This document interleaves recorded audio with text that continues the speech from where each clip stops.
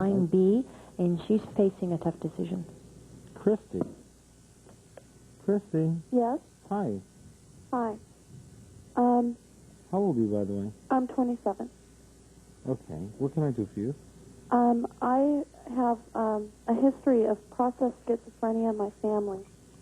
I'm scared to death. Process schizophrenia? Uh-huh. They usually don't marry. Huh? Process schizophrenics usually don't marry. Well, that's what they were diagnosed as, and my grandfather was diagnosed with that. So was my brother, and he also got married. Really? Yeah. This is simple schizophrenia, right? I'm not sure. It was described to me as not multiple personalities, but... No, multiple personality is dissociative. It has nothing to do with schizophrenia. Okay. Basically, they just make up everything as they go along. Well, they live in a fantasy world. They are like what we used to call schizoid personalities. They keep to themselves. They have their own standards of measuring their emotions. They're aloof. Sound familiar? Yeah. And sometimes they hallucinate. They're often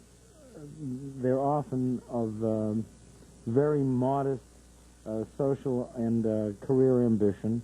And they, all the way from hobos to people who just need a lot of pushing just to do, they stay in family businesses where they basically stay in the mailroom.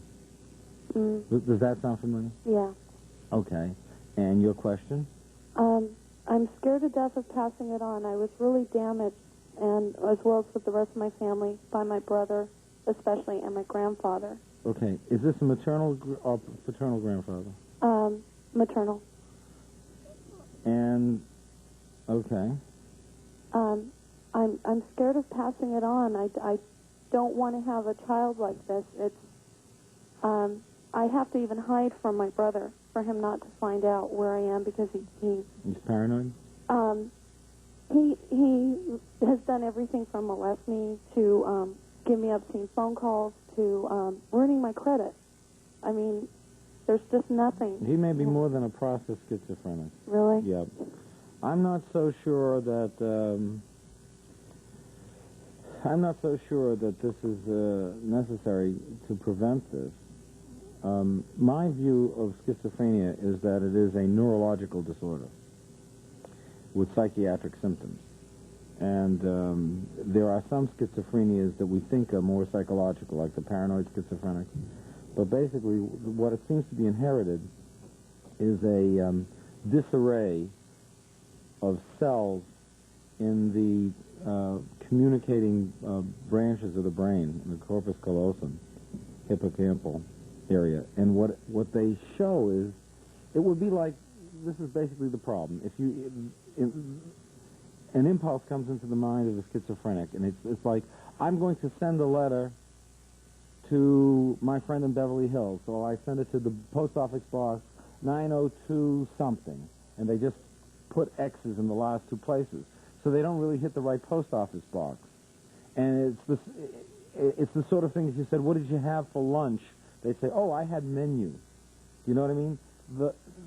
The language capacity is distorted, and because the capacity to sort information is distorted. Therefore, emotions and events are also improperly distorted.